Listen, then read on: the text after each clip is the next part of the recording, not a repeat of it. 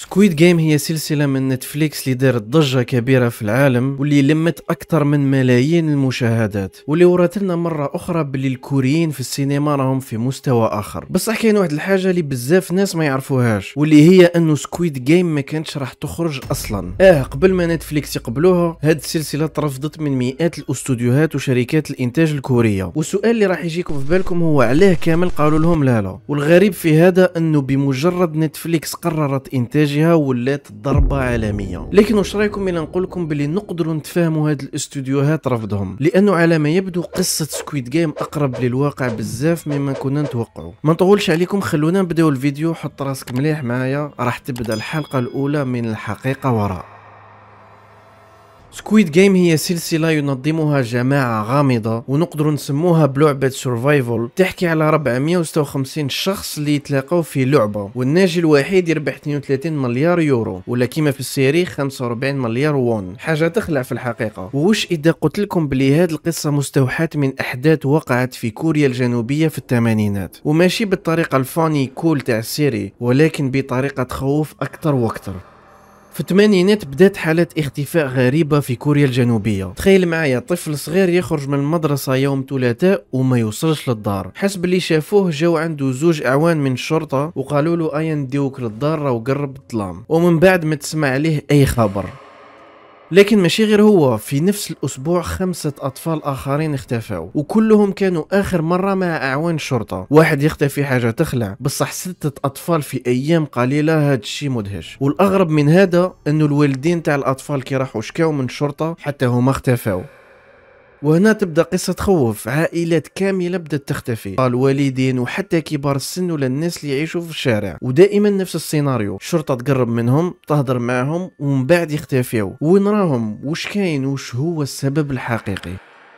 الشرطة كانت تدي هاد الناس بحجة المساعدة لقاعات تحقيق يسجلوا الأسامي العناوين وكل شيء متعلق بهم. ولكن من بعد وقدام مركز الشرطة كان كاين فان أبيض، كانوا الناس كي يخرجوا يركبوا فيه مباشرة مفكرة روحها رايحة المنزل. ولكن الغريب هو أنه هاد الفان الأبيض ما كانش تابع للشرطة، وكي كانوا الناس يركبوا فيه يلقاو رواحهم مع ناس آخرين بالضبط كما في سكويد جيم. الفان الأبيض ما كانش يديهم المنزل، كان يخرج من المدينة ويروح المكان بعيد جدا، بعيد لدرجة انه يوصلوا الاماكن وين يبانوا فيها غير الجبال والاشجار، اماكن ما فيها حتى اثر للحياة. ومن هنا تبدا الكارثة الحقيقية.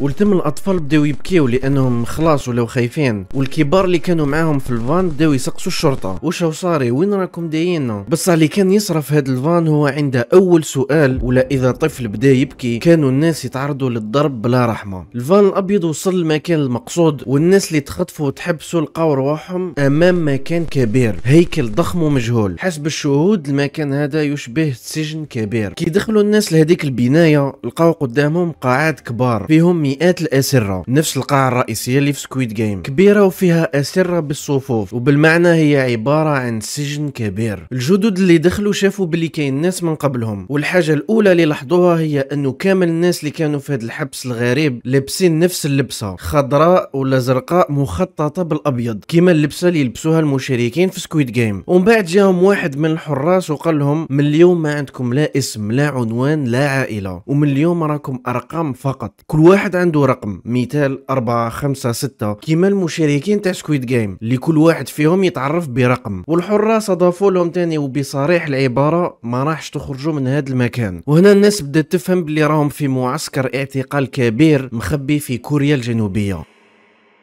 كل مرة واحد يوصل يفسروا له القوانين، يروح مسؤول يهضر معهم ولازم يجاوبوه بنعم سيدي او لا سيدي، بالضبط كما في سكويد جيم. والمشاركين يتم استيقاظهم كل صباح بصوت موسيقى. وفي هذا المخيم كان كاين عشرات الاطفال الصغار اللي عندهم ما بين 7 أو 8 سنوات. هاد الاطفال كانوا ضايعين تماما وما عندهم حل من غير انهم يستمعوا الاوامر باش ما يتعرضوش للضرب امام الناس. الجدد اللي يدخلوا ويشوفوا هذا المنظر، مخيم ناس لبسه موحده واللي يضربوا ويتعاقبوا امامهم، عقولهم كانت مشوشة وظنوا في الاول باللي هذا الشيء مجرد مزحة، لكن ما اتخذوش وقت طويل باش يفهموا باللي هذه ليست مزحة تماما. كل صباح كامل الناس لازم يخرجوا للساحة المشتركة، هناك وين كانوا يجتمعوا لغناء النشيد كل صباح. وكما راكم تشوفوا حتى المكان اللي كانوا يجتمعوا فيه يشبه بزاف للعبة جرين لايت وريد لايت تاع سكويد جيم. الأرضية، التراب، الساحة المربعة، المنظر كله يخوف. وبطبيعة الحال الهروب من هذا المخيم مستحيل، لأن الحيطان تاعو عالية بارتفاع عشرات الأمتار، وكان كاين حراس في كل مكان وحتى في الجبال التي تحيط بالمخيم. داخل المخيم كل شيء منظم باش يكون المكان مكتفي ذاتيا. كاين مصانع، متاجر، وناس يخدموا كموظفين باش يضمنوا استمرارية النظام داخل المخيم. حاجة تخوف، ولكن الناس اللي كانوا يدخلوا جدد لازم يلقاو حاجة يديروها وبسرعة، لأنه إذا ما كانوش يخدموا ولا يمدوا حاجة مفيدة للمخيم، يا إما كانوا يتعرضوا للضرب المبرح ولا حتى يتم قتلهم لأنهم ما يصلحوا لوالو. ما كانتش لا بدلة جديدة، لا صابون، ولا فرشاة أسنان. كانت كاينة فرشاة أسنان واحدة لكل 100 شخص. هذا المكان راهو جحيم بكل معنى الكلمة، وكل واحد لازم يخدم حاجة، حتى الأطفال الصغار. لهذا السبب كان كاين أطفال يخدموا كصانعي الأحذية، يعني بعمر 8 ولا 9 سنوات كانوا صانعي أحذية أو نجارين، لأنهم إذا ما خدموش كانوا يتقتلوا. كيما في سكويد جيم، إذا ما درتش واش طلبوا منك مصيرك هو الموت. العمل إجباري كان حاضر، وإذا في نهاية النهار المهمة ما كملتهاش، مثلا بالنسبة لصانعي الأحذية، كان كامل الفريق يتعرض للعقاب، جلد، ضرب، تعذيب، وكل هذا الشيء طبعا بدون مقابل. وكان طعام قليل وما يكفيش لكل الناس، وهذا الشيء كان عادي في هذه الأماكن. السبب هو أن الناس اللي يسيروا هذا المخيم عمدا كانوا يقلوا كمية الأكل المقدمة للناس باش يضعفوهم وما يقدروش يتمردوا عليهم. يكونوا ضعاف وما عندهمش حتى الطاقة باش يحققوا الأهداف اليومية، وبالنتيجة يتعرضوا للعقاب والتعذيب مهما كان الحال. كان الجوع كثير لدرجة أنه الناس كانوا يأكلوا أي شيء، يأكلوا الأعشاب، يأكلوا حتى طيور ميتة اللي يلقاوها، وفي بعض الحالات حتى الفئران كانت تتاكل. كيما في سكويد جيم وين المشاركين كانوا ياخذوا كميات صغيرة من الأكل وما يقدروش يطلبوا الزيادة. أما النساء الحوامل فالحكاية أسوأ. كي تكون امرأة حامل بعد بضعة أيام تلقى نفسها ليست حاملة. ما تسقسيونيش كيفاش ولا علاش، ولكن الحراس كانوا يديروا أشياء مخيفة جدا، كيما الحقن، الضرب، ولا أشياء أخرى. المهم ما تبقاش حاملة مهما كان. بعد ما تسمع كامل هذه الأشياء اللي الصراحة يوجعوا القلب، يبقى السؤال اللي يطرح: علاش الناس هذه كامل راهي في هذا المكان؟ علاش هاد الأشخاص وصلوا لهذا الجحيم، لهذه النسخة الحقيقية من سكويد جيم؟ ومن هم الناس اللي راهم يسيروا في هذا المكان؟ وعلاش ما كاين حتى واحد باش ينقذهم؟ كيفاش هاد الشيء كامل بقى على سر وما عرف عليه حتى واحد؟ The Brothers Welfare Center، ولا بالعربية مركز الإخوة لرعاية المحتاجين، هو اسم المكان الذي تم فيه جلب مئات الأشخاص حيث تعرضوا لسوء المعاملة، الضرب أو حتى القتل. في الأصل لم يكن من المفترض أن يكون هذا المكان بمثابة سجن أو معسكر جحيم، بل كان عبارة عن مركز لمساعدة أو مساندة المحتاجين كما المشردين والأشخاص ذوي إعاقة أو حتى العجائز اللي ما يقدروش يعيشوا وحدهم. وكان هذا المركز مسير من طرف حكومة كوريا الجنوبية، ونأكد لكم كوريا الجنوبية ماشي كوريا الشمالية، يعني هادوك اللي نقولوا عليه الكوريين ناس ملاح. هذا المركز كان الهدف تاعو دمج الناس اللي راهم في صعوبات في المجتمع ويعاونوهم. بصح واش صرا من بعد واللي كان كابوس؟ مثلا كان كاين شخص اللي جابوه لهذا المركز وهو كان في عمره 14 سنة واللي بقى يعاني حتى لدرك. حكى انه الحراس تعداو عليه امام الناس وصراو له اشياء اللي ما يقدرش عقل طفل صغير يستحملها. من خلال الشهادة تاعو عرفنا باللي كاين ناس حاولوا الهروب، ولكن كما قلت لكم من قبل اي محاولة هروب ولا اي تصرف مخالف للقوانين تاع المعسكر كان يعاقب بالموت.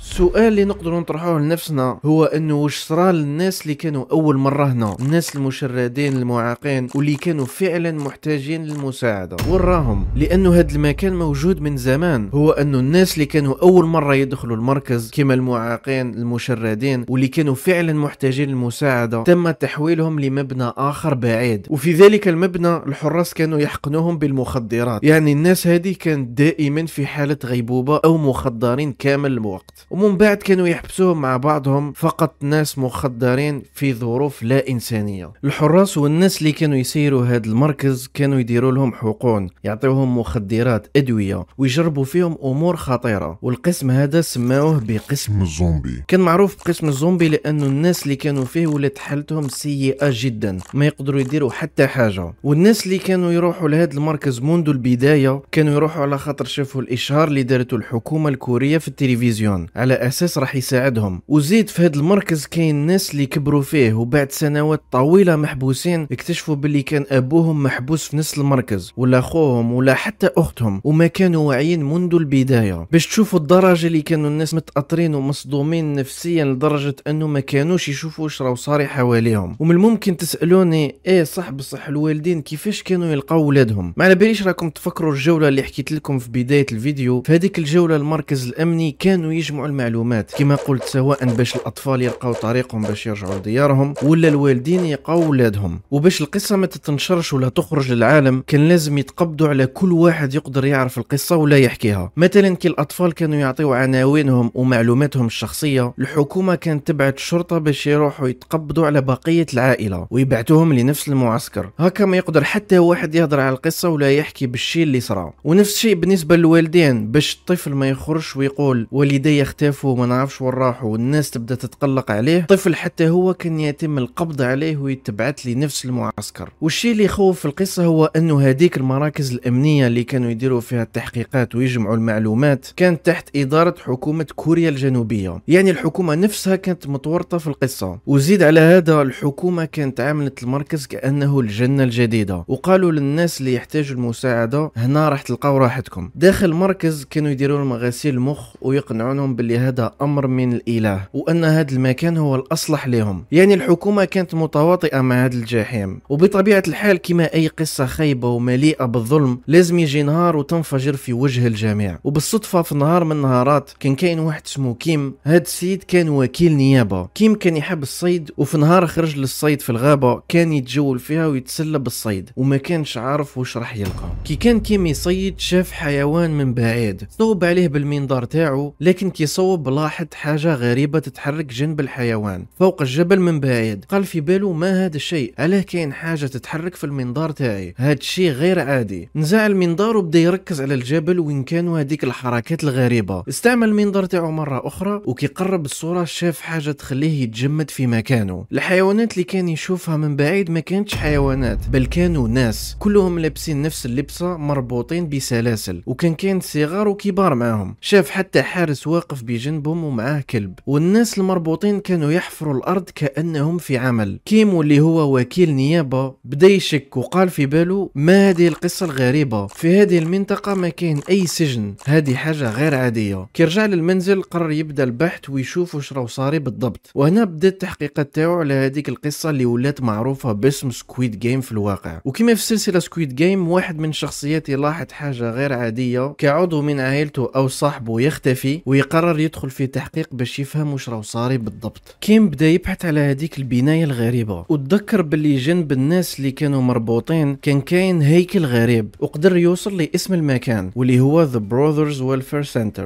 بعدها لقى اسم المدير تاعو بفضل العلاقات اللي كانت عنده، ونجح حتى في تنظيم استجواب خاص معه باش ياخذ معلومات على هذيك البنايه الغريبه وعلى الناس اللي شافهم فوق الجبل. لكن كي خلص الاستجواب كيم ما قدرش يجيب اي معلومات مهمه او تقريبا، حيث المدير وقع في فخ كلامه. وفي النهايه في اخر الحوار قال له المدير ما تقدروا ديروا والو ضدي، أنا قوي في هذه البلاد ولا أحد يقدر يتلمسني. هذيك البناية مدارة من طرف الحكام الأقوياء في كوريا وحتى من طرف الرئيس بنفسه. وبالطبع الحكومة الكورية الجنوبية كانت على الدراية بكل شيء وكانت تسيطر على كل هذاك المكان. وكان هدف المدير والرئيس جلب الناس أكثر وأكثر، يعني كل ما جلبوا الناس أكثر للمخيم كسبوا مال أكثر من الحكومة، وطبعا هدفهم كان الربح أكثر وأكثر. في الحقيقة إذا ما كنتوش عارفين، في الثمانينات كوريا الجنوبية كان لازم تستضيف الألعاب الأولمبية، ولما تستضيف الألعاب الأولمبية يعني كل الدول راح تجي عندك، وطبعا تكون حاب تحافظ على صورة جيدة لبلادك ما تكونش فيها أي مشاكل أو اشتباكات. وفي سياق هذه الألعاب الأولمبية في الثمانينات قررت حكومة كوريا الجنوبية إنشاء برنامج لتنظيف كل ما يشوه صورة البلاد استعدادا للألعاب. بما أن الشرطة كانت متواطئة في الموضوع تم إعطائهم أوامر لتنظيف كل شيء. كل أشخاص اللي يعتبرون غير لائقين المشرفين، كل من يعتبر غريب، كل شيء ممكن يشوه صورة البلاد. والشرطة كان عندها حصة أي كمية يومية من الناس اللي لازم يجيبوها. كل ما جابوا عدد أكبر من الناس كانوا يكسبون نقاط، والنقاط هذه كانت تتحول إلى المال، وهكا بداو يخطفوا الناس حتى الأطفال. وكانت الشرطة مركزة فقط على الحصول على المكافآت والمال، فبداو يتقبضوا على أي شخص يلقاوه، وما كانوا يديروا أي نوع من التمييز. كانوا يقبضون على الجميع بدون ما يهتموا إذا كانوا بريئين أو لا. على العموم كيم استمر في تحقيقه بعد ما سمع الاعترافات هذا المسؤول، وكان حاب يدي هذا المسؤول للعدالة، بلا ما نساو بلي هو اللي كان يدير هذا المعسكر الضخم اللي يعتبر غير قانوني طبعا. لكن على بالكم واش صرا؟ كيم وصلته مكالمات من ناس في المناصب العليا يطلبوا منه عدم التدخل وعدم المعاملة مع هاد الناس، لكن كيم قرر متابعة القضية وقدم المسؤول للمحاكمة. ولكن رغم ذلك ما صار له شيء كبير، ما حصلش على عقوبة كبيرة، كان عنده فقط سنة أو سنتين سجن، وكان في سجن فاخر مش كيما السجون العادية. هذا يشبه شوية الناس اللي كانوا لابسين أقنعة ذهبية في سكويد جيم، واللي هما ناس في مناصب عالية لا أحد يقدر يقرب منهم. لكن بصراحة ما كانش مفاجأة كبيرة، لأن الحكومة كانت متواطئة. في تلك الفترة الرئيس اللي كان حاكم كوريا الجنوبية ما كانش نظيف، وكان عنده حكومة شبه ديكتاتورية، يعني ما كانوش الناس قادرين يعملوا اللي يبغيوه، وكانوا في رقابة شديدة. في سنة 1987 الشعب الكوري الجنوبي اكتشف أنه منذ سنوات عديدة هناك معسكر اعتقال رهيب كان يدار من قبل الحكومة، والتي كانت تروج له كأنها فرصة ثانية، حياة جديدة للأشخاص المحتاجين، بينما في الواقع كان العكس تماما، كان كابوسا حقيقيا. الناس كانوا مصدومين وخرجوا في احتجاجات ضد الكذبة الكبيرة اللي كانت تروج لها الحكومة عن أنها جنة، اللي في حقيقة كانت جحيما مخفيا. في نفس السنة تم إغلاق هذا المعسكر بعدما خرجت الأخبار للعلن، وتم تحرير الأشخاص المعتقلين فيه. لكن قبل حوالي 10 سنوات فقط بعض الناجين قرروا الخروج من الصمت، وبدأوا في الاحتجاج وتقديم شهاداتهم. والسبب اللي خلاهم ساكتين طوال هذا الوقت هو الخوف. الكثير منهم حاولوا يعثروا على عائلاتهم لكن ما قدروش، وظلوا مشردين في الشوارع لمدة تجاوزت 15 سنة. والكارثة الأكبر هي أنه بعض الأشخاص خرجوا من هذا المكان مصابين بإعاقات ذهنية، لأنهم لم يعودوا قادرين على الكلام أو التعبير بسبب الصدمات اللي عاشوها في المعسكر. وفي خلال 10 سنوات الأخيرة الناس اللي نجت بدأت تظهر تدريجيا وتكشف على اللي صار في محاولة لتحقيق العدالة. لكن المشكلة الكبيرة هي أنه مع مرور الوقت صارت القضايا تحت طائلة التقادم القانوني، مما يعني أنه ما فيه أي ملاحقة قانونية ممكنة. في الواقع قبل سنتين فقط تم فتح نوع من التحقيق من جديد، كأنه محاولة لإظهار الاهتمام بالقضية، بصح في الحقيقة ما كاين والو. التحقيق مازالو جاري وما نظنش باللي راح يجيبوا نتيجة، والضحايا اللي عاشوا سكويد جيم الحقيقي مازالوا لليوم يطالبوا بالعدالة. ودرك عرفتوا علاه مسلسل سكويد جيم ما قبلو حتى استوديو كوري، علاه ما كان حتى شركة إنتاج كورية قبلاته. وسؤال هو علاه ما داروش في كوريا الجنوبية في الأول، رغم أنه الكاتب كي كتب بالقضية عنده أكثر من 10 سنوات، وهو يقولها باللي عنده أكثر من 10 سنين وهو يستنى موافقة استوديو كوري باش يدير منها فيلم أو مسلسل. والسبب باين، القصة تفضح اللي صرا فعلا لسنين طويلة في مركز براذرز والفير، وكشف الوجه الأسود لحكومة كوريا الجنوبية، وحتى صورة البلاد كاملة اللي حبوا يغطيوا على الفضيحة. والحاجة اللي تخوف الصح هي كيفاه كلش يتطابق، خطف الناس، الفان الأبيض، الغرف المملوءة بالأسرة، الساحة، الحراس، المحقق اللي يحاوس يفهم وشو صاري، وحتى الأغنياء اللي يتحكموا في كلش من الفوق. كيفاه كامل هاد التفاصيل راها متشابهة لدرجة ما تصدقش. ودرك السؤال اللي يجي في بالنا بعد ما سمعنا كل هاد الشيء، الكاتب كي قرر يكمل ويخدم الجزء الثاني من سكويد جيم، وش هي الحكايات اللي خباها لينا؟ وش هو الشيء اللي مازال ما عرفناش؟